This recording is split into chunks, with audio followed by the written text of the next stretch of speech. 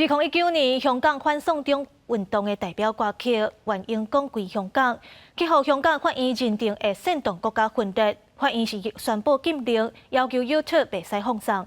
台湾香港协会表示，以后若违反香港版国安法的资讯，拢会封禁。亲像中国这款侵害民主的行动，未来伫咧各种网络平台拢有可能会发生。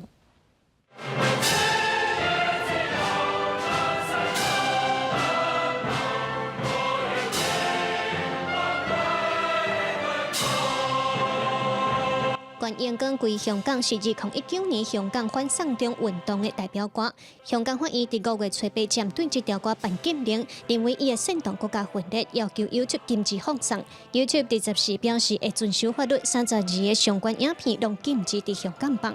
制止任何人以煽动分裂国家和侮辱国歌的意图使用和传播有关歌曲，是香港特区履行维护国家安全和国歌尊严限制责任的正当必要举措。台师大学者表示，这条歌对示威者来讲是团结意志、反抗威权的歌曲，但禁调对香港来讲，唔那是对自由的伤害，也是对民主的伤害。特别是这首歌，伊的象征意义是真大的，所以我感觉这对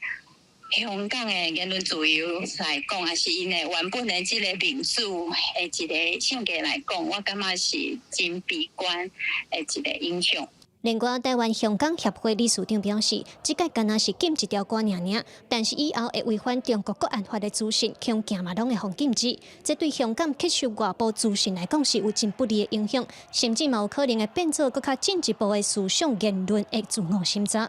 不只是对于这首歌，而是任何他认为说反共的，或者抗中的，或者说跟台湾跟中国关系有关的，觉得这个是分裂国家，绝对可以按照香港的那个国安法说这个是跟分裂国家有关。我觉得未来这个把集权推往极致的时候的一个阶段，就是让每一个人心中都当一个小警钟。台湾香港协会理事长认为，这种代志嘛是中国跨境对民主国家施压力行动，未来嘛真有可能会伫 Facebook、IG、X 等等各大网络平台发生。希望国际严肃看待这件代志。记者卢尚珠、郑俊尧台北报道。